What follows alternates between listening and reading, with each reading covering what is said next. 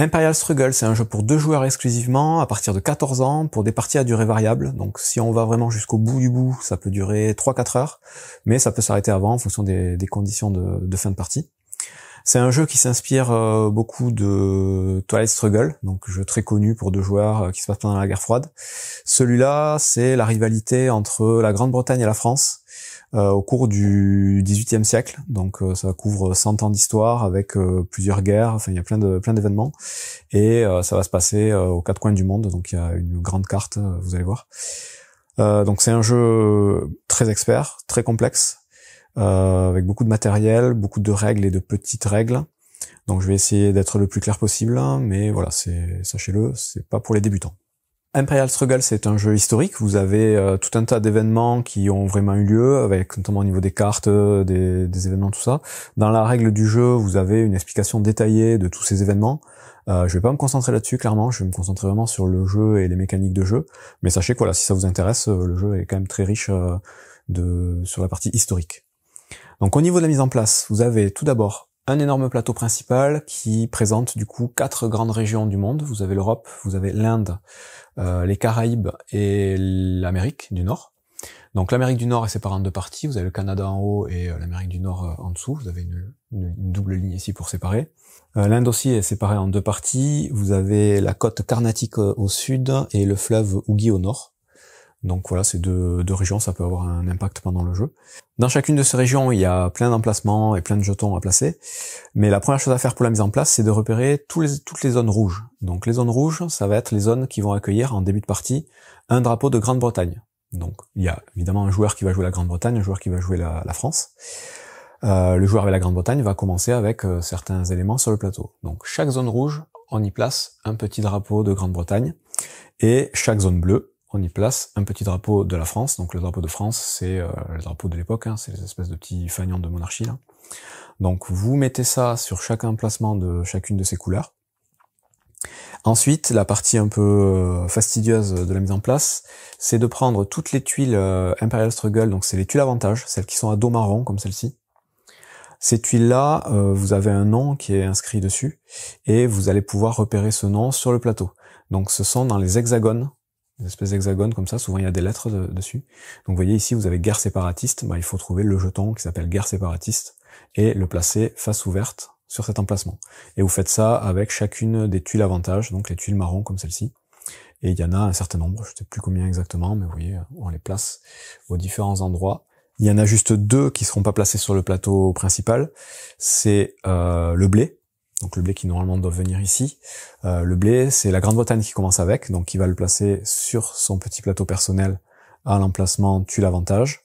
Et les raids algonquins, donc ça c'est les Français qui commencent avec cette tuile sur leur plateau tuile avantage.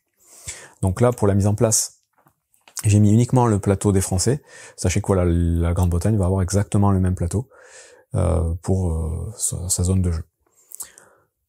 Toujours sur le plateau principal, donc on a placé les différents drapeaux, on a placé toutes les tuiles avantage.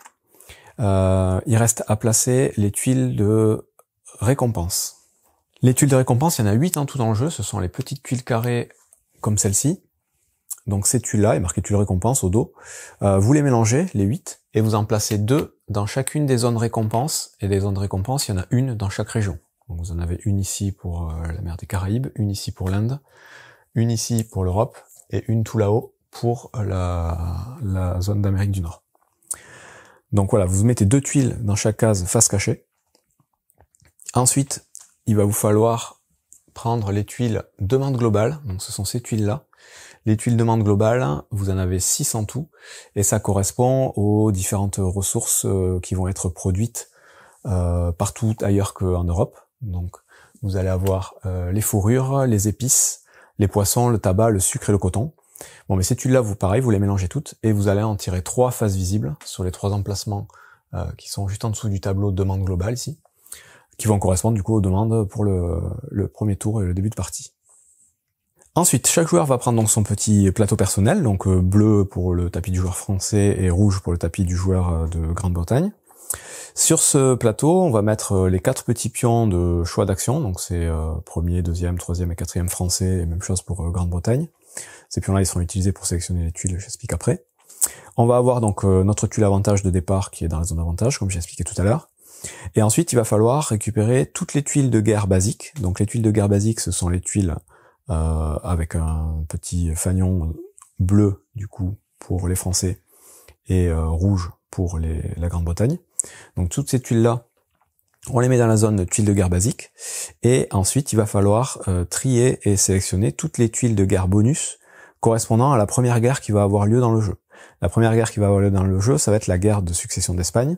Donc il faut prendre toutes les tuiles de guerre bonus inscrites GSE, guerre de succession d'Espagne. Donc là, voilà, vous les avez toutes ici, les tuiles. Donc voilà, un peu fastidieux aussi de les trier et de les placer pour le début de partie, donc dans cette zone. Et ensuite, chaque joueur va avoir un total de 8 escadres à construire. Donc les escadres, c'est les bateaux. Vous les placez toutes dans la zone escadre à construire, sauf une pour la France qui va directement sur le plateau dans la case de la marine, et 2 pour la Grande-Bretagne qui sont déjà prêtes à être déployées dans la case de la marine. Voilà pour le plateau du joueur. Donc ensuite, sur ce plateau, un peu plus tard dans la mise en place, chaque joueur va choisir des cartes ministères. Donc chaque joueur a son propre tas de cartes ministères. Ce sont des cartes donc avec le fanion donc pour les Français et la même chose pour les Anglais. Il va falloir en choisir 2 à chaque début de tour, qu'on va mettre face cachée ici. Et pendant la partie, on pourra les dévoiler pour faire les actions qu'il y a dessus, j'y reviendrai. Et sinon, pour le plateau principal, personnel, de chaque joueur, vous avez un petit résumé ici des différentes actions que vous allez pouvoir faire avec les petites tuiles, et ça va bien vous servir, je vais vous l'expliquer tout à l'heure. En plus de ça, donc, on a un petit plateau qui correspond à la prochaine guerre qui va avoir lieu dans le jeu. Donc la première, ça va être la guerre de succession d'Espagne, comme je vous ai dit. Chaque guerre va se passer dans 4 théâtres de guerre différents. Donc vous avez, pour la guerre de succession d'Espagne, une guerre qui va se passer en Europe centrale, et vous allez avoir la guerre d'Espagne, la guerre de la reine Anne et la rébellion jacobite. Bon, mais pour chacun de ces théâtres de guerre, là pour le début de partie, chaque joueur va tirer une tuile de guerre basique au hasard, et la placer dans l'emplacement de tuile de guerre, donc pour le joueur bleu et pour le joueur rouge. Et en plus, en début de partie, le joueur français va pouvoir placer au hasard une tuile bonus dans la zone d'Europe centrale. C'est pour ça que lui commence avec 2 tuiles ici, contrairement au joueur anglais qui en a qu'une partout. Ces tuiles-là, une fois qu'elles sont placées au hasard, elles sont face cachée, elles restent face cachée pour l'instant. Par contre, chaque joueur a le droit évidemment d'aller voir la tuile qu'il a placée dans chacun des théâtres. Donc on peut regarder secrètement ce qu'il a. Ça va l'aider à savoir ce qu'il va faire pendant la partie pour préparer cette guerre. Enfin, vous avez un dernier plateau commun à mettre en place en début de partie, c'est le plateau où vous voyez voir les cartes événements et les tuiles d'investissement. Donc les cartes événements, ça va être des cartes qui vont être communes aux 2 joueurs qu'on va venir piocher.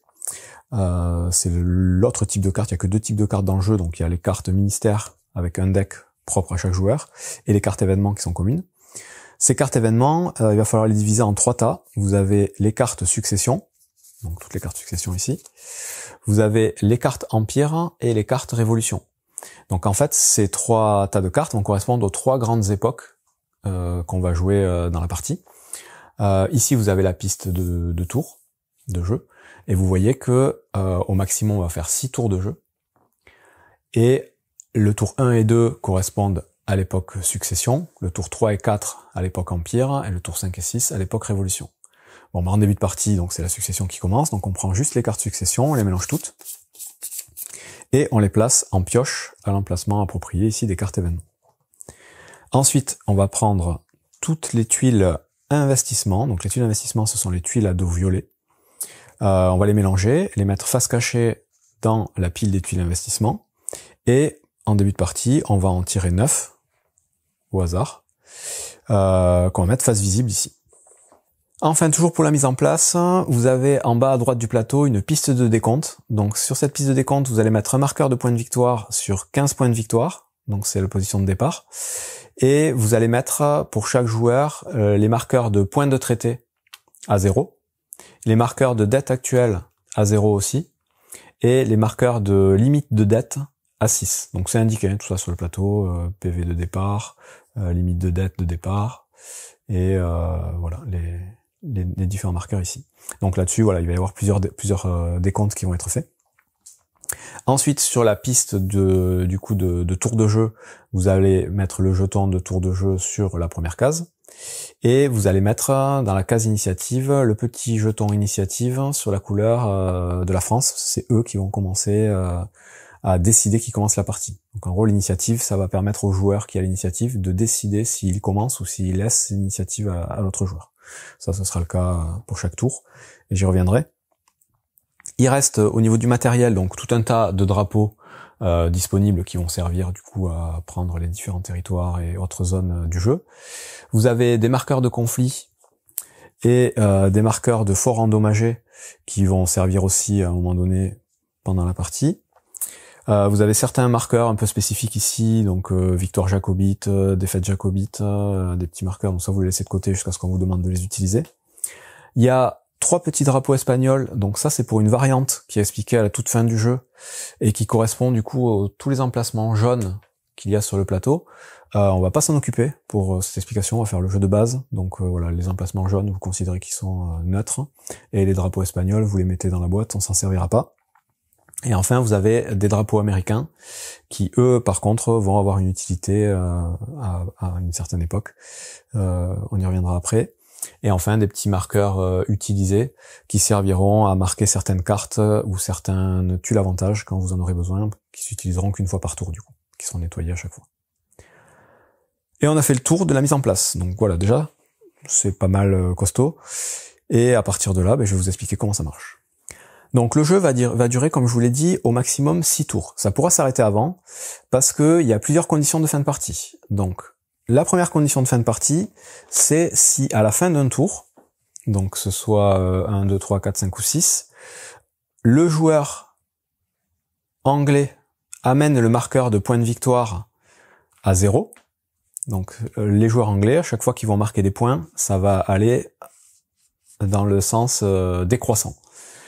Si le marqueur est à 0 à la fin d'un tour, c'est victoire automatique de la Grande-Bretagne.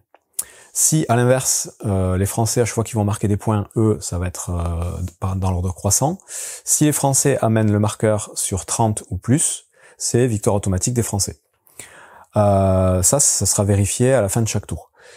Si jamais, pendant un tour, on dépasse les 30 points ou on va en dessous de 0, on laisse le marqueur ici et on rajoute des drapeaux dessus par point supplémentaire. Et on les enlèvera si jamais on remonte dans un sens ou dans l'autre. Donc ça, c'est première condition de fin de partie et du coup de victoire de la France ou de la Grande-Bretagne. Autre condition, c'est si à la fin d'une guerre, donc vous voyez, il y aura 4 guerres dans la partie. Donc la guerre de succession d'Espagne, c'est la première. Ensuite, vous avez la guerre de succession d'Autriche. Ensuite, vous avez la guerre de 7 ans. Et ensuite, vous avez la guerre d'indépendance américaine. Pareil, à la fin de chacune de ces guerres, on va faire une vérification pour savoir si un joueur a remporté ou pas la partie. Pour remporter la partie à la fin d'une guerre, il faut qu'un joueur ait remporté la victoire sur les 4 théâtres de guerre et qu'il ait remporté la victoire avec le maximum de marge de victoire. Vous voyez, à chaque fois, il va y avoir une marge de victoire. Donc, plus 1, plus 2, plus 3, plus 4, plus 5 points de différence entre un joueur et l'autre. Mais si un joueur arrive à gagner les 4 théâtres avec le maximum à chaque fois, il a gagné tout de suite la partie. De la même façon, un peu dans le même esprit, à la fin de chacun des tours de paix, on va faire un décompte dans chacune des régions de domination. Donc ces décomptes de domination vont donner des points de victoire aussi, les tuiles récompenses ici. Et on va aussi faire un décompte sur la demande globale. Donc la demande globale, c'est les différentes ressources qui vont être produites. Là c'est pareil, si un joueur arrive à gagner les récompenses des 4 grandes régions et à gagner les récompenses des 3 tuiles de demande globale à la fin d'un même tour, il a gagné automatiquement la partie. Donc voilà les 3 conditions de fin de partie. Les points de victoire à la fin d'un tour, avoir gagné les 4 théâtres avec le maximum de marge par un même joueur, ou avoir gagné les 4 dominations dans les 4 régions et les 3 tuiles de demande globale par un même joueur. Si à la fin du 6e tour, aucune de ces 3 conditions ne s'est déclenchée, on va faire un dernier décompte que j'expliquerai à la fin, Et on va regarder tout simplement si le marqueur de points de victoire est plutôt du côté de la victoire française ou de la victoire de Grande-Bretagne. Donc en gros, s'il est supérieur à 15, c'est la France qui gagne. S'il est inférieur à 15, c'est la Grande-Bretagne. S'il est au milieu, on va regarder celui qui aura le plus de dettes. Celui qui aura le plus de dettes aura perdu. Et si jamais il y a aussi une égalité sur les dettes, ce sera la Grande-Bretagne qui gagnera, par défaut. Donc voyons maintenant comment se passe un tour de jeu. Donc vous avez une aide de jeu par joueur assez énorme comme celle-ci, qui va vous détailler vraiment dans l'ordre tout ce qu'il va falloir faire. Donc il suffira de suivre les étapes, hein, c'est assez simple. Sachant que en début de partie, vous allez pouvoir commencer directement au 6B. Tout le début, vous le zappez, ça vous concerne pas. Il y a des trucs qui vont se passer à partir du tour 3, du tour 5, et tout le reste c'est la mise en place qu'on a fait. Donc en 6B, ce qu'on vous dit, c'est que chaque joueur va piocher 3 cartes événements qu'il va pouvoir regarder, analyser et qui pourront être éventuellement joués pendant le tour. Ok, donc je reviens après sur comment ça marche et à quoi ça sert. Une fois qu'il a analysé et vu ces 3 cartes événements, chaque joueur va devoir, c'est l'étape 7, faire sa phase de ministère. Donc c'est là où il va choisir, il va regarder les cartes ministères qu'il a donc dans son deck de cartes, et il va pouvoir en choisir 2 qu'il va placer face cachée sur son plateau. Les cartes qu'il doit choisir au premier tour doivent être obligatoirement avec le logo S ici. Donc c'est l'époque de succession, parce qu'on est au premier tour. Donc sous ces cartes-là, il ne pourra pas les choisir.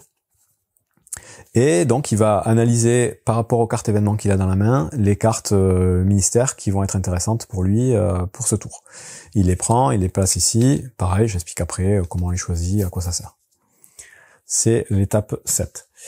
Quand on sera au tour 2, on pourra éventuellement changer des cartes ministères qu'on n'a pas encore utilisées par d'autres cartes valides. Ça, c'est pas pour tout de suite. Ensuite, il va y avoir la phase initiative. Donc là, c'est pareil. Premier tour, elle est déjà déterminée, c'est le français qui commence. Mais pour les tours suivants, cette phase initiative, ce sera le français qui commencera si les points de victoire sont inférieurs à 15. Donc en gros, si c'est l'anglais qui domine, c'est le français qui aura l'initiative. Et si c'est le français qui domine, c'est l'anglais qui aura l'initiative. Et encore une fois, l'initiative, ça permet de décider qui va commencer le premier tour. On n'est pas premier joueur, on est le premier à choisir. Et ensuite, on va passer à la phase d'action. Donc c'est là le cœur du jeu. La phase d'action, c'est là où on va faire tous les 3 quarts de ce qu'il y a à faire dans le jeu. Et ça va se faire principalement avec les tuiles investissement ici. Donc vous avez tiré en début de partie 9 tuiles investissement qui sont disponibles. Parmi ces tuiles, en commençant du coup par le joueur qui a été déterminé, donc voilà, on va dire ça va être le français qui a décidé de jouer en premier. Le français va prendre une de ces 4 tuiles ici, voilà la première, là, premier français, et va décider laquelle des 9 tuiles il veut utiliser. Donc admettons il veut choisir celle-là, il met son petit marqueur dessus, il va utiliser cette tuile, faire des actions avec, et elle n'est plus disponible pour l'autre joueur. Une fois qu'il a fait ses actions avec sa tuile, ça va être à l'adversaire de jouer, qui va prendre aussi sa petite tuile premier britannique, qui va la placer sur une autre tuile, et on va faire ça 4 fois. Donc on a 4 tours d'action à faire à chaque tour de paix. Au premier tour, on sélectionne chacun alternativement 4 tuiles avec lesquelles on va faire plein d'actions. Une fois qu'on aura fait ça, qu'on aura fait nos actions et utilisé nos tuiles, on va passer à la phase 10 qui va être la réduction des points de traité. Donc ça va être des points qu'on va gagner au fil des tours. Et si jamais on en a plus de 4 après notre phase d'action, ça redescendra à 4 maximum. Ensuite, on va faire tous les effets qui se déclenchent à la fin d'un tour. Donc il y aura des cartes où il y aura marqué à la fin du tour, faites ci, faites ça. Bon, ben ça se déclenchera là. Et ensuite, on va passer à la phase de décompte. Donc la phase de décompte, on va regarder dans chaque région qui est majoritaire avec les différents drapeaux qui ont été placés. Donc là, il y a plusieurs choses à prendre en compte. Je vais y revenir en détail. Là, je survole globalement le truc.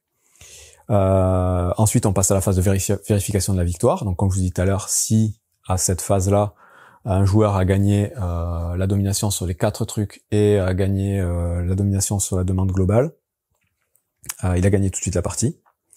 Et si jamais c'est pas le cas, on passe à la phase d'après.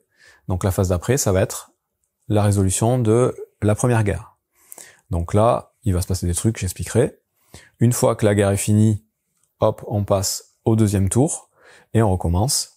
Et ensuite on passe au troisième tour, ensuite la deuxième guerre, et on va avancer comme ça le marqueur, jusqu'à éventuellement le sixième et dernier tour, où on fera un décompte final. Donc voilà globalement comment se passe un tour de jeu. Et maintenant on va rentrer dans le détail des actions, surtout de ce qu'on peut faire avec ces petites tuiles d'investissement. Donc sur ces tuiles d'investissement, vous remarquerez qu'il y a 3 symboles différents maximum. Vous avez l'espèce de petite bombe sur un hexagone, vous avez les pièces sur un cercle, et vous avez la plume sur un losange. Donc ces 3 symboles, en fait, ça va correspondre aux 3 types d'actions qu'on va pouvoir faire dans le jeu. L'action militaire, donc la bombe, hexagone, l'action économique, les pièces sur le cercle, et l'action diplomatique, la plume sur le losange. Ces actions-là vont nous permettre de placer des marqueurs ou d'enlever ou de faire des choses sur le plateau et sur les endroits correspondant aux symboles qu'il y a sous les petits logos. Donc par exemple, le militaire, ça va concerner tous les hexagones qu'il y a sur le plateau, globalement. L'économique, ça va être tous les cercles qu'il y a sur le plateau. Donc généralement l'économique c'est pour la demande globale, c'est pour le contrôle des différentes ressources.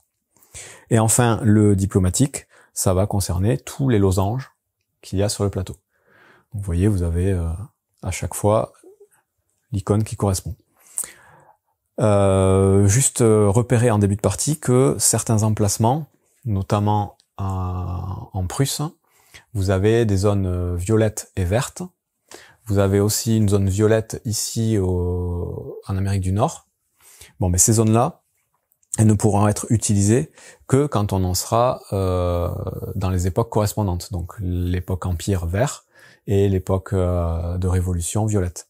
Avant ça, on peut pas aller placer de marqueurs dessus. C'est bloqué. Donc quand un joueur va choisir sa tuile d'investissement pour faire ses actions, la première chose à regarder, c'est s'il y a un petit symbole de croix inscrit sur la tuile. Donc vous voyez, ici il y en a un, ici aussi, ici aussi, ici aussi. Quand il y a un symbole de croix, c'est ce qui va vous permettre de jouer une carte événement. Vous voyez, les cartes événements, elles ont toutes le symbole de croix indiqué sur le côté. Donc vous ne pourrez les jouer que si vous choisissez une tuile avec ce même symbole. Et dans ce cas-là, vous serez obligé de jouer la carte événement avant de faire les actions de la tuile. Donc c'est la première chose à faire si vous voulez en jouer une. Vous n'êtes pas obligé d'en jouer une, mais si vous avez le logo et que vous voulez jouer une carte, c'est tout de suite qu'il faut la jouer. Et quand vous la jouez, vous allez faire ce qui est marqué dessus. Encore une fois, je les explique un peu plus tard. Une fois que vous avez joué votre carte événement, vous allez pouvoir utiliser donc les points d'action qui sont disponibles sur la tuile. Vous avez à chaque fois sur la partie haute les points d'action majeurs et sur la partie basse les points d'action mineurs. Donc à chaque fois ça va être des choses différentes. En haut, la valeur est variable, ça pourra aller de 2 à 4 je crois. Et en bas, ce sera toujours 2 points. Pour les actions mineures, vous aurez toujours 2 points maximum. Bon, ces actions-là, ces points d'action-là, si c'est une action majeure, vous allez pouvoir utiliser ces points comme vous le voulez en les dispatchant entre plusieurs actions. Si par contre vous voulez utiliser les points d'action, quand vous utiliserez les points d'action mineurs, là ce sera uniquement possible que sur une seule action. Vous ne pourrez pas faire plusieurs actions avec les actions mineures. Et en plus, vous ne pourrez pas utiliser les actions mineures pour retirer des drapeaux ou retirer des bateaux d'une tuile, sauf si la case sur laquelle se trouve le drapeau ou le bateau est en conflit. Il y a un marqueur conflit dessus. Donc voilà, pour les actions mineures, ce qu'il faut retenir, c'est qu'il y a des contraintes. On peut faire qu'une seule action et ça ne peut pas être retirer un drapeau ou un bateau, sauf s'il y a un conflit. Les actions majeures, par contre, vous faites ce que vous voulez, vous pouvez les dispatcher, vous pouvez faire plusieurs actions, c'est beaucoup plus libre. L'autre petite contrainte donc pour les actions majeures, c'est que si vous utilisez tous les points dans une même région, ça vous coûte l'action que vous allez faire, je vais les détailler. Si par contre vous voulez dispatcher les points entre 2 régions différentes, quand vous allez passer à la deuxième région, vous aurez un surcoût de 1 point d'action. Le fait de changer de région, ça vous coûte 1 point d'action supplémentaire, du même type. Ces points d'action, vous allez pouvoir les améliorer en utilisant votre dette. Donc vous avez ici une limite de dette sur ce petit plateau, et vous avez un marqueur de dette actuelle. Donc vous commencez avec 0. Bon, ben, ce marqueur de dette, vous allez pouvoir l'augmenter. Donc vous allez pouvoir par exemple prendre 2 points de dette pour rajouter 2 points d'action à une des caractéristiques de votre tuile, pour faire du coup plus d'actions. Donc ça, vous pourrez le faire jusqu'à votre limite, jusqu'à 6. Par contre, il y a un petit risque, c'est que la dette, il y a souvent des cartes événements qui vont vous demander de comparer votre dette à celle de votre adversaire. Et si vous avez le plus de dette que votre adversaire, vous allez prendre un malus souvent assez méchant. Donc il faut faire attention à pas trop dépenser. Et surtout, si jamais vous êtes à votre limite et qu'un événement ou quelque chose vous demande de dépenser encore de la dette, ben chaque point que vous pourrez pas dépenser, ce sera un point de victoire pour l'adversaire. Donc voilà, la dette, ça vous permet de booster un peu vos actions, mais c'est à double tranchant et il faut éviter de trop la monter. Il y a évidemment des moyens de la refaire descendre sans problème.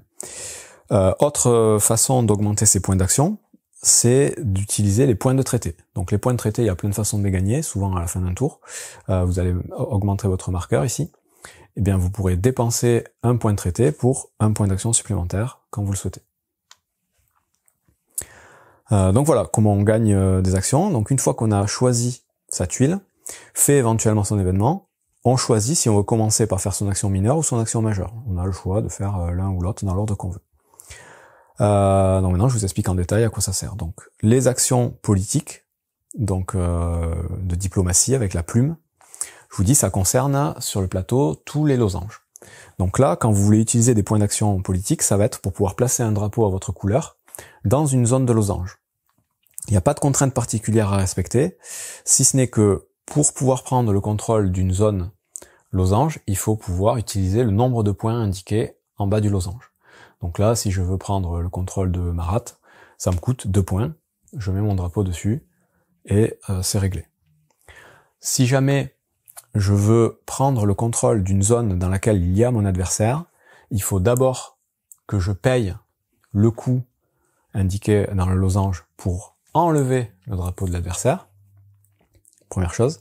Et ensuite, il faut que je repaye le coût pour mettre mon drapeau. Ce qu'on appelle basculer la présence. Et donc les losanges, le fait de s'y placer, ça va nous donner des forces supplémentaires pour le contrôle de la région et éventuellement pour gagner certaines guerres. Je vais y revenir. Les losanges dans lesquels il y a un encadré vert, ce sont les zones de prestige. Donc ces zones-là, quand on va faire un décompte à la fin du tour, si vous avez la majorité des zones de prestige, donc il y en a que en Europe, des zones de prestige, avec les losanges verts, si vous avez la majorité, vous gagnerez 2 points de victoire supplémentaires. C'est indiqué sur l'emplacement de récompense de la zone Europe.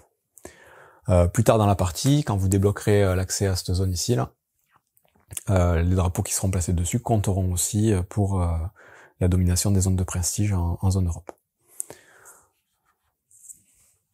Donc souvenez-vous bien que en tour de paix, à la fin de chaque tour, on va compter le nombre de drapeaux dans chaque zone, ce qui va donner une majorité pour gagner les tuiles récompenses. Et en période de guerre, on va regarder les points de guerre donc qui vont être attribués, mais il va y avoir des bonus de puissance pour la guerre qui vont être attribués en fonction des drapeaux placés sur les endroits où on va avoir des petits points ici. Donc les petits points, vous voyez cette zone ici, il y a 1 point à gauche, 2 points, 3 points et 4 points. Ça veut dire que se placer ici, ça va donner 1 point de puissance supplémentaire pour la première guerre, la deuxième, la troisième et la quatrième guerre du jeu. Ici, se placer ici, ça sera utile uniquement pour la première guerre. Et donc, stratégiquement, il faut essayer d'utiliser nos actions politiques dans les différents losanges en fonction des guerres à venir pour pouvoir gagner des points supplémentaires et essayer de gagner la guerre. Donc voilà à quoi servent les actions politiques. Dans le jeu, à certains moments, on va pouvoir placer des tuiles conflits à certains endroits. Donc ça pourrait être dans des zones politiques notamment. Si jamais il y a un pion conflit, automatiquement le nombre de points requis pour prendre le contrôle de la zone passe à 1. Donc là vous voyez c'est censé être 2. S'il y a un jeton conflit ici, ça coûterait que 1 d'en prendre le contrôle. De la même façon, si je mets un conflit ici où il y a déjà les Anglais, ben ça me coûterait que 1 de faire basculer le drapeau, d'enlever le drapeau anglais. Et par contre, à partir du moment où une zone perd un drapeau ou change de drapeau, le pion conflit est enlevé.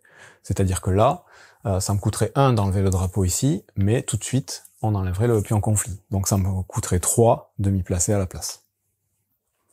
Autre action possible avec les points de politique, c'est de piocher une nouvelle carte événement. Donc vous voyez, en fait, c'est résumé sur votre petit plateau ici. Là, je viens d'expliquer, donc basculer un espace politique. Donc c'est le coût égale le coût de l'espace politique, avec les pions conflit, tout ça. Ça, c'est la première action qui est possible avec les actions politiques. La deuxième action, tirer un événement. Et là, ça vous coûte 3 points d'action politique. Vous piochez une carte événement, vous la rajoutez à votre main, et potentiellement, vous pourrez la jouer plus tard. Donc là, cette fois, on a bien fait le tour de toutes les actions possibles avec la plume.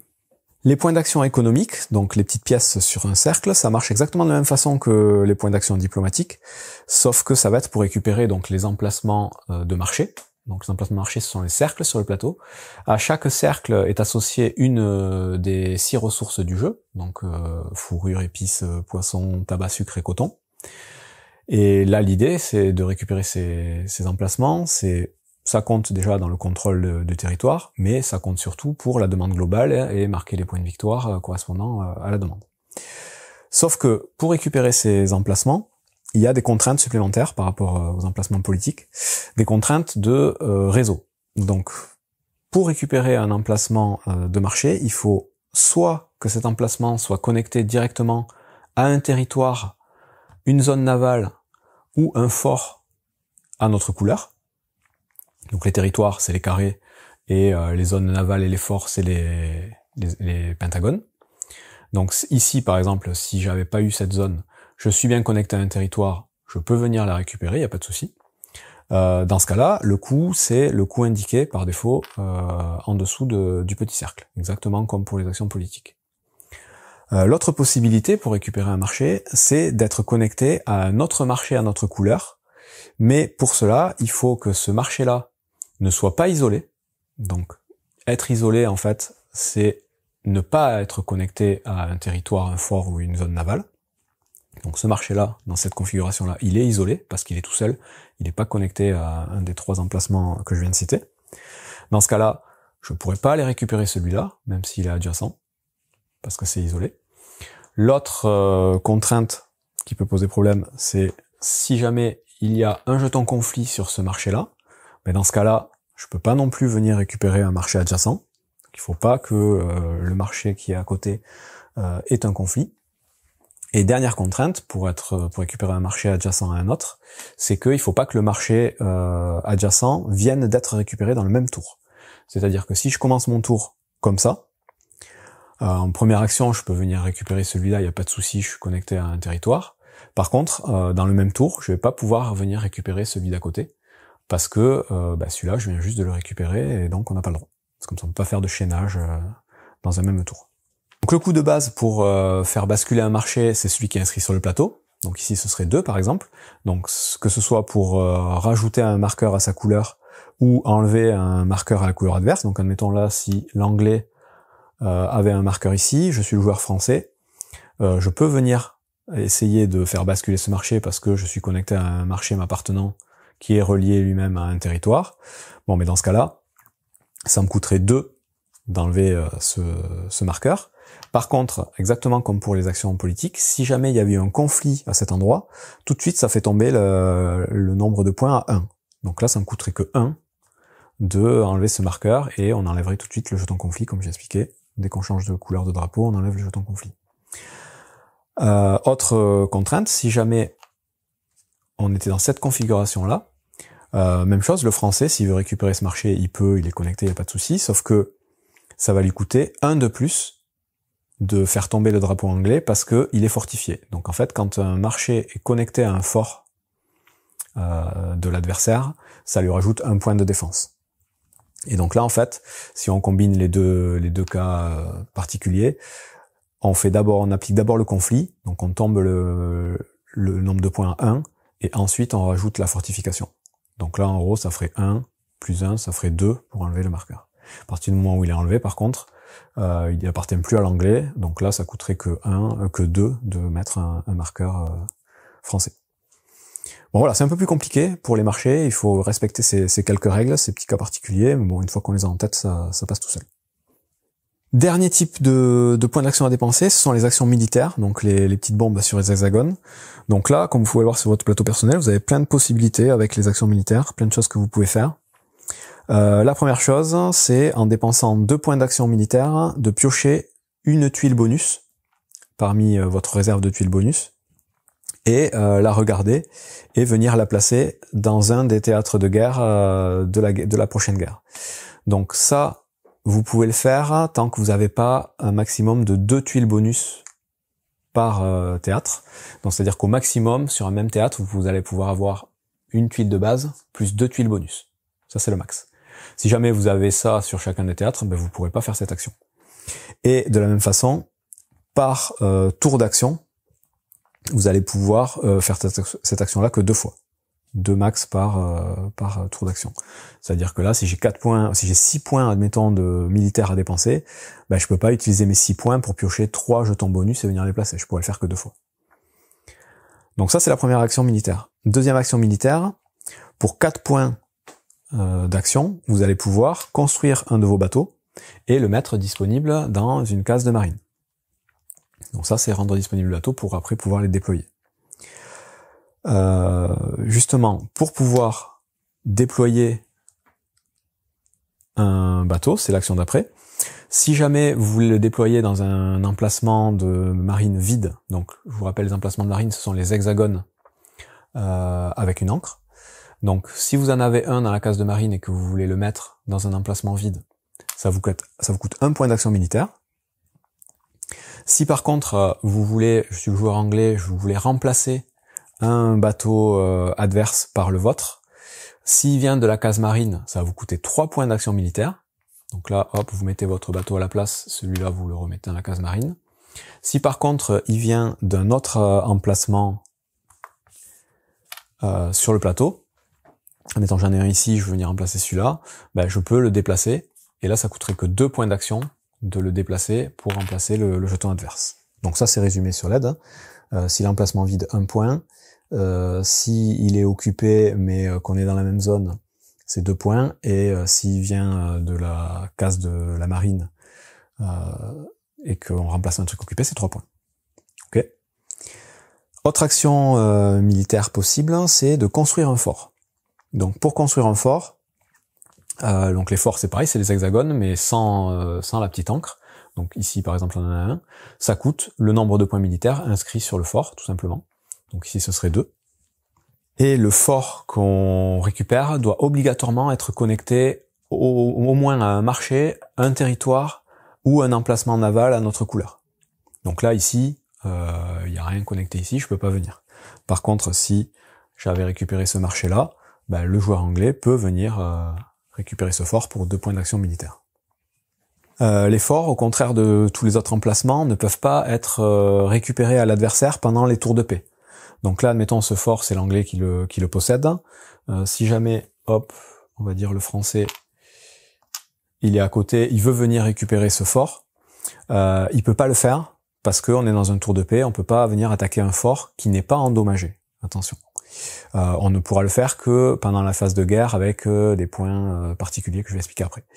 Par contre, si le fort avait été endommagé, donc ça peut arriver pour différents événements, donc on a des petits marqueurs comme ça, fort endommagé. Bon, mais dans ce cas-là, on a une action avec les points militaires qui permet de réparer ce fort. Si c'est l'anglais qui veut réparer son propre fort endommagé, ça va lui coûter en points militaires le nombre de points du fort moins 1. Donc là, ça lui coûterait 1 point d'action militaire pour enlever le marqueur de fort endommagé.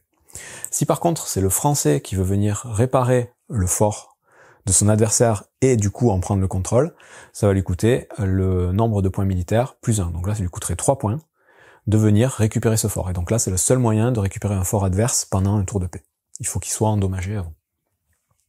La dernière action militaire qu'on va pouvoir faire avec nos points militaires, c'est retirer un marqueur de conflit. Donc les marqueurs de conflit, je vous en parle depuis tout à l'heure, c'est les petits marqueurs comme ceci. Pour pouvoir les placer, ces marqueurs, vous verrez, c'est avec les cartes événements principalement et les tuiles avantages qu'on va pouvoir récupérer. Ces marqueurs-là, ils peuvent être placés donc sur leur face normale ou sur leur face améliorée, +1, ce qui va nécessiter plus de force militaire pour les enlever. Et donc de base, pour retirer un marqueur de conflit, ça va coûter 2 points d'action militaire, et ça en coûtera que 1 si c'est un marqueur qui est protégé. Donc protégé, je vous rappelle, c'est s'il est connecté à un fort ou à un navire à notre couleur. Donc s'il est connecté à un fort, là ça coûterait que 1 de l'enlever, et s'il était de ce côté, ça aurait coûté 2. Donc voilà à peu près pour toutes les actions militaires. Donc on a fait le tour des différentes actions possibles avec les différents points d'action à dépenser. Donc le militaire, vous avez vu, il y a pas mal de choses. Le politique, c'est uniquement pour récupérer les emplacements d'alliance, sans trop de contraintes. Et les économiques, c'est pour récupérer les zones de marché. Et là, il y a pas mal de contraintes de connexion qu'il faut prendre en compte.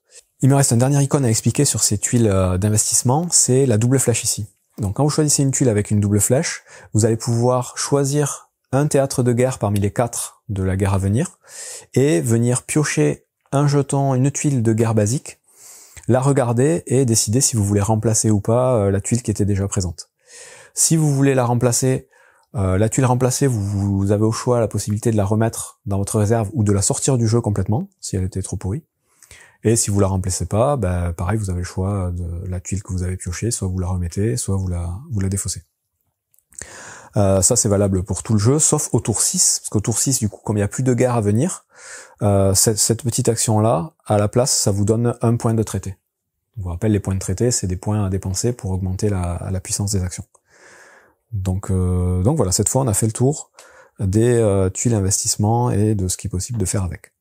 Au tour 6, de la même façon, toutes les actions militaires vont plus avoir trop d'intérêt, et donc on pourra convertir les points d'action militaires en points d'action économiques ou diplomatiques à raison de 2 pour 1. C'est-à-dire que si vous utilisez cette tuile-là avec 4 actions militaires, au tour 6, encore une fois je précise, vous pouvez transformer ces 4 points en 2 points diplomatiques ou 2 points économiques. Par contre, vous pouvez pas dispatcher entre les deux, c'est soit tout en diplomatique, soit tout en économique. Et de la même façon, vous pourrez augmenter ces points avec votre dette ou vos points de traité. Donc ça, voilà, c'est à bien y penser au dernier tour. Tous les points militaires peuvent être convertis. Je reviens 2 secondes sur le plateau. À tout moment, si vous arrivez à récupérer un endroit, donc que ce soit un marché, un emplacement politique ou un fort ou quoi que ce soit, qui est connecté à une tuile avantage, tout de suite, vous pouvez récupérer cette tuile avantage, la placer sur votre plateau. Et au tour d'après, le tour où vous voulez la récupérer, vous pouvez pas l'utiliser, mais au tour d'après, vous allez pouvoir l'utiliser. Donc vous voyez ici, il n'y a qu'une connexion. Si vous placez votre drapeau ici, vous récupérez tout de suite cette tuile. Il y a des endroits où il y a plusieurs connexions obligatoires pour récupérer les tuiles. Donc il faudra avoir vraiment toutes les connexions pour pouvoir récupérer la tuile. Ces tuiles-là, c'est des tuiles à usage unique que vous allez pouvoir utiliser à votre tour. Quand vous les aurez utilisées, vous mettrez un petit marqueur dessus et vous pourrez la réutiliser éventuellement au tour d'après. Sauf que pour pouvoir les utiliser, il faut obligatoirement que les emplacements connectés n'aient pas de tuile conflit. À partir du moment où on va mettre une tuile conflit à côté d'un emplacement de tuile avantage, ça rend inutilisable la tuile. On la conserve, on la garde, mais on ne peut plus l'utiliser. Et évidemment, si on perd la zone, là par contre on remet la tuile sur le plateau, elle redevient disponible, et dès qu'un joueur prend le contrôle, il récupère la tuile. Donc les tuiles avantages, comme je vous disais, la plupart du temps, elles vont vous servir à mettre des jetons conflits à différents endroits. Il faudra juste les lire et savoir ce qu'on fait avec. Donc je reviens maintenant sur les cartes du jeu, donc les 2 types de cartes, les cartes événements et les cartes ministères. Donc les cartes événements, comme je vous ai dit, vous les jouez au début du tour où vous avez choisi une tuile sur laquelle vous avez la petite croix. Et tout simplement, vous allez lire ce qui est marqué dessus. Le plus souvent, vous allez avoir un événement donc, qui vous dit, là par exemple, réduire votre dette de 2. Donc vous jouez la carte, vous réduisez votre dette de 2. Donc si vous êtes ici, hop, vous réduisez votre dette. C'est simple. Et la plupart du temps, vous aurez la possibilité d'activer un bonus. Donc le bonus, il va être lié à un mot-clé. Donc il y a 5 types de mots-clés en tout dans le jeu. Je sais plus, il y a finance, mercantilisme, érudition, et je sais plus, il y en a 2 autres, bref, vous les verrez. Donc celui-ci, par exemple, le mot-clé c'est finance. Donc si vous avez une carte ministère avec le mot-clé finance dessus, comme celle-ci, vous voyez, les mots-clés, en fait, ils sont présents sur les cartes ministères, mais dans ce cas-là, vous la dévoilez, et vous allez pouvoir appliquer du coup le bonus. Donc là, c'est réduire votre dette d'encore 1. Ensuite, si vous êtes incapable de réduire votre dette, vous pouvez prendre un point économique pour chaque dette non prise. Donc ça vous donne des points supplémentaires à utiliser à votre tour. Sur certaines cartes événements, en plus de la croix, c'est le cas de celle-ci, vous avez une contrainte de type d'action que vous devez faire. C'est-à-dire que là, cette carte événement, je peux pas la jouer avec cette tuile, même s'il y a la petite croix, parce que mon action principale, c'est une action militaire. Et là, on vous dit qu'il faut que l'action principale, ce soit une action économique. Donc du coup, je pourrais la jouer par contre si je prends cette tuile. Elle a bien la croix, et elle a bien l'action principale économique. Dans ce cas-là, je peux jouer cette carte événement. Et donc, je peux éventuellement déclencher son bonus avec ma carte ministère, si j'ai bien le bon mot-clé. Les cartes ministères, elles vont aussi avoir des petits effets. Donc là, à la fin de chaque tour de paix, donc ça c'est ce que je vous dis à la phase de fin de tour, vous réduisez votre dette de 1 ou 2 si vous contrôlez au moins un espace en Écosse. Donc vous avez l'Écosse là-haut, si vous avez un drapeau de couleur, vous réduisez votre dette de 2. Ça c'est des petits permanents. À partir du moment où elle est dévoilée, le mot-clé est actif pour tous les événements que vous allez jouer, et le petit effet va se produire. Sur les cartes d'événements, de temps en temps, vous aurez 2 types d'événements,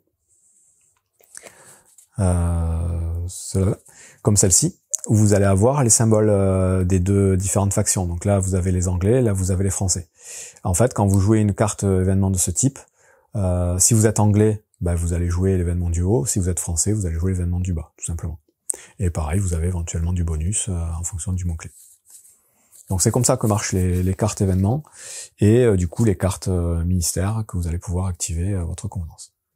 Donc si on revient à un tour de jeu, une fois que tous les joueurs ont fait leurs 4 actions, donc ont placé leurs 4 petits pions chacun là sur les tuiles, on passe à la phase de réduction de points de traité. Donc là si vous avez plus de 4 points de traité, hop, vous diminuez jusqu'à 4. Et on passe à la résolution des effets de fin de tour. Donc comme j'ai dit, cette carte par exemple, c'est à ce moment-là qu'elle se déclencherait. Une fois qu'on a fait les effets de fin de tour, on fait la phase de décompte. Et donc il y a une chose que je n'ai pas dit, mais au début d'un tour, on va dévoiler sur chaque espace de récompense la première tuile parmi les 2 qu'on a placées en début de partie. Donc là, on saura ce qu'il y a à gagner dans chacune des régions du monde. Et donc, à la phase de décompte, une fois qu'on a fait les actions, qu'on a diminué les points de traité et résolu les effets de fin de tour, on va compter, tout simplement, dans chaque région, le nombre de drapeaux de chaque joueur. Et celui qui en aura le plus gagnera la récompense. Donc, ça peut être des points de victoire. Donc, là, pour le coup, c'est 0. Des points de traité. Donc, les points de traité, c'est ce qui est inscrit PTR ici. Et de temps en temps, vous avez des points de victoire, mais conditionnels, c'est-à-dire que là, le petit 2 à côté, ça vous dit qu'il faut avoir plus de drapeaux que votre adversaire, mais avec un delta de 2. C'est-à-dire que s'il y a 5-3, par exemple, c'est bon, vous avez validé le petit 2, donc vous marquez 3 points. Si par contre, il y a 4-5, bon, là, vous ne marquez pas les 3 points de victoire. Donc on fait ça pour chaque région, et les joueurs récupèrent les points de victoire, éventuellement les points de traité inscrits sur les tuiles. Et sur la région Europe, on va compter parmi les 2 joueurs qui a le plus d'emplacements encadrés vert. Celui qui en a le plus gagnera les 2 points de victoire de prestige. Une fois qu'on a fait les décomptes des 4 régions et attribué les points des tuiles, on va s'occuper de la demande globale. Donc la demande globale, là, on va compter par ressources, donc les 3 qu'on aura mis en place en début de partie. Donc par exemple, on commence par les fourrures. On va regarder qui possède le plus d'emplacements sur le plateau de type fourrure, les marchés aux fourrures. Celui qui en aura le plus gagnera 2 points de victoire et 1 point de traité pour l'âge succession. Pour le tabac, celui qui en aura le plus gagnera 3 points de victoire, et par contre il prendra un malus de dette. Pour le sucre, c'est 2 points de victoire, et en fonction des époques, donc ça change plus ou moins.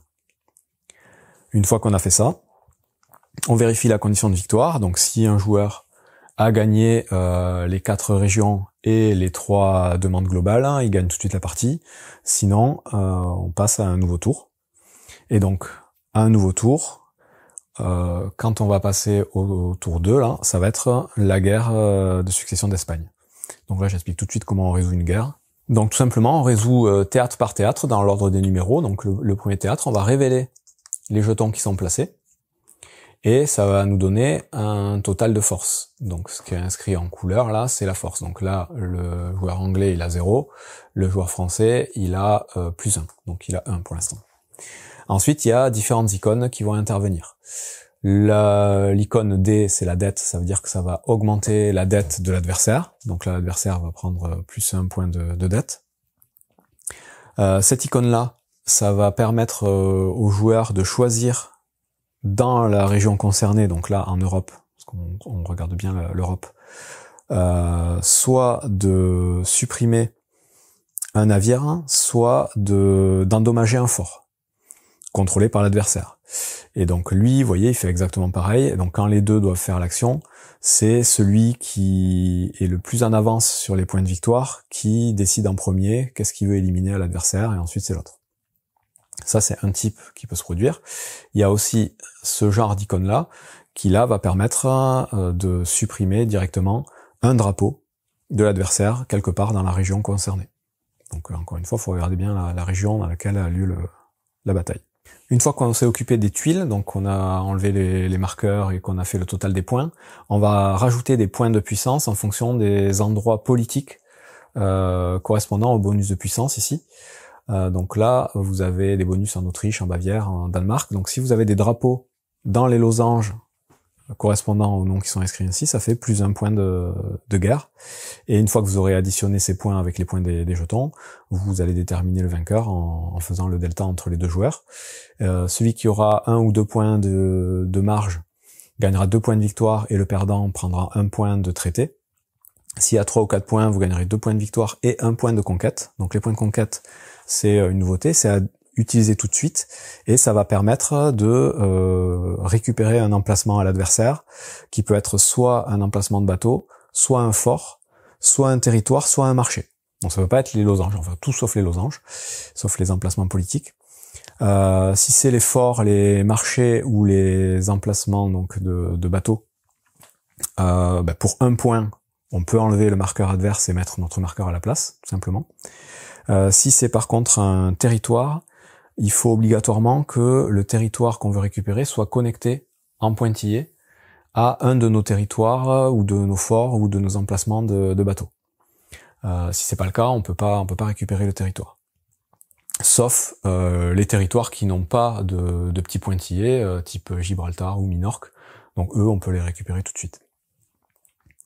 De la même façon, ces territoires, on va pouvoir les récupérer obligatoirement, et la même chose pour les emplacements de forts ou de bateaux, dans la zone, dans la région où a eu lieu le conflit, plus éventuellement les territoires supplémentaires qui sont inscrits en dessous. Donc vous voyez ici, même si ça s'est passé en Europe, on peut éventuellement, avec nos points de conquête, venir récupérer Saint-Augustine, Asiento, la baie d'Hudson ou Acadie.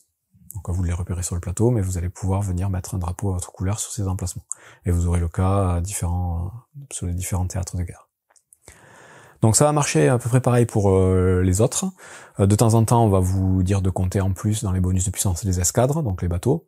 D'autres fois, on vous demandera de compter aussi les forts, la fort escadre, les marqueurs de conflit. Donc les marqueurs de conflit, il faut bien se souvenir que quand il y en a un, ça donne 1 point à l'adversaire, et pas à celui qui a le drapeau dans l'endroit.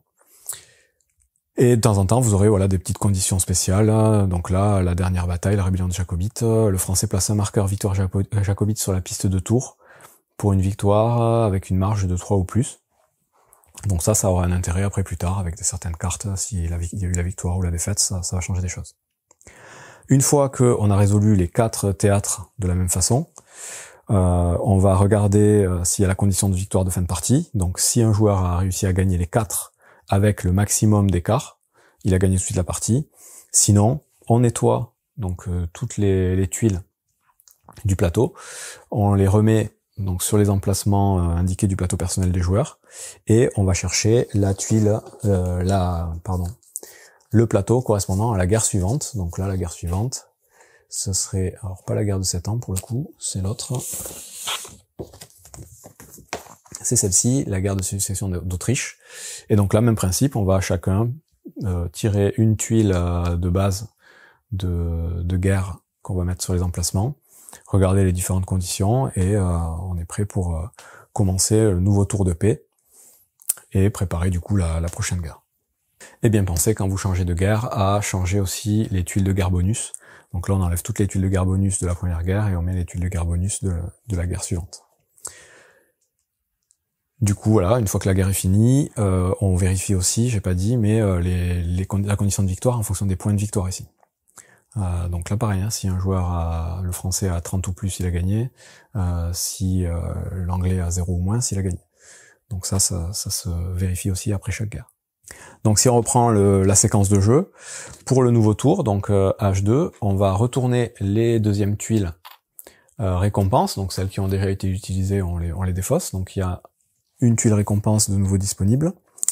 On va remélanger, repiocher des tuiles de demande. Donc on mélange les 6 marqueurs et on en repioche 3.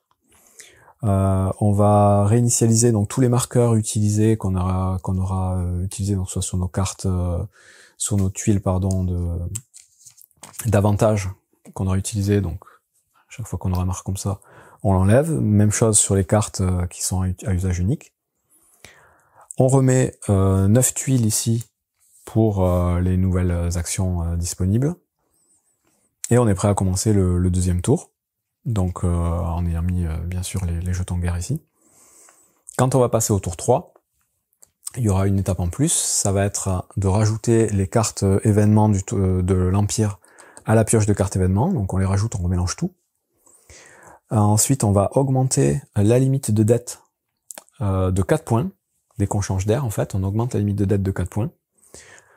Et on va du coup remélanger tous les jetons de récompense, donc les 8, donc ils auront été utilisés, les replacer et en révéler un, évidemment, à chaque début de tour on en révèle un. Même chose avec les tuiles de demande globale. Et donc on refera ça de la même façon au début du tour 5 en rajoutant les cartes révolution, et au début du tour 5 on enlèvera toutes les cartes de succession, donc du premier âge, qu'on a en main, on les défaussera, on s'en servira plus. Et après on refait toutes les étapes de début de tour, hein, on choisit nos deux cartes ministères, on pioche nos 3 cartes d'événements, et par contre quand on va piocher les cartes événements au début d'un tour, on en aura peut-être gardé du tour d'avant, on sera obligé de défausser des cartes pour en avoir que 3. On peut avoir que 3 cartes événements pendant un tour. Et on regarde l'initiative donc du joueur en fonction de la piste de points de victoire. Celui qui aura l'initiative va choisir qui commence le nouveau tour. Si maintenant on arrive du coup à la fin du tour 6 et qu'il n'y a toujours pas eu de vainqueur, donc il y a un dernier décompte qui va être réalisé, en plus du décompte de fin de tour, donc le décompte final. Donc là on va tout simplement regarder le joueur qui a le plus d'emplacements de prestige, donc tous les emplacements entourés en vert. Ce joueur-là va marquer 2 points de victoire supplémentaires. Ensuite, on va regarder qui a le plus de dettes disponibles, donc celui qui est le plus loin en fait de sa dette limite. Bon, mais là, on va faire la différence entre les deux joueurs et on marquera 1 point par tranche de 2 points de dette de différence, avec un maximum de 4 points de dette. Donc là, c'est à calculer aussi. Pour chaque contrôle de marchandise, donc celui qui aura le plus de marqueurs, pour chaque marchandise, va gagner 1 point de victoire supplémentaire. Et enfin, pour chaque drapeau qu'on aura placé sur les emplacements de départ de l'adversaire, donc là, admettons, c'est un emplacement bleu, si jamais l'anglais a réussi à se placer, ben, ça fera 2 points de victoire supplémentaires pour l'anglais. Donc en gros, les emplacements qu'on aura piqués à l'adversaire sur les couleurs de départ, ça fera des points supplémentaires. Donc là, ça va faire fluctuer le marqueur de points de victoire, et là, on regardera du coup où est-ce qu'il se situe. S'il est du côté de 30, c'est la France qui gagne. S'il est du côté de 0, c'est les Anglais. Et comme je vous disais, si on est à 15, ça va être celui qui sera le plus loin de sa limite de dette qui gagne. Et s'il y a égalité, c'est l'Anglais qui va gagner. Donc voilà, en gros, on a fait à peu près le tour. Je suis allé un peu vite, hein. Il y a peut-être des petits détails que j'ai oubliés, mais globalement, je pense que ça donne un bon aperçu et que on doit pouvoir jouer une partie avec tout ça. J'ai pas expliqué où les drapeaux américains quand ils entrent en jeu. En fait, ils vont rentrer en jeu après la guerre d'indépendance américaine, éventuellement, en fonction des victoires. Donc on pourra placer les drapeaux américains quelque part. Et les drapeaux américains seront considérés comme français pour les décomptes. Donc ça, voilà, c'est quand même à expliquer, vous le verrez. Pareil, les différentes cartes, des fois il y a des petits jetons à mettre, donc tout ça, il suffira de lire les cartes. Mais globalement, là, ça se joue comme ça. Donc c'est un gros jeu. Ça fait effectivement beaucoup penser à Twilight Struggle, qui est excellent, donc qui lui se passe pendant la guerre froide. C'est au moins aussi riche et au moins aussi compliqué. Mais une fois qu'on a compris les règles et qu'on a fait une ou deux parties, c'est quand même un super bon jeu de gestion, de conquête et un très bon jeu historique. Donc je vous le conseille, si vous aimez ce genre de jeu, c'est vraiment chouette. Imperial Struggle, bon jeu.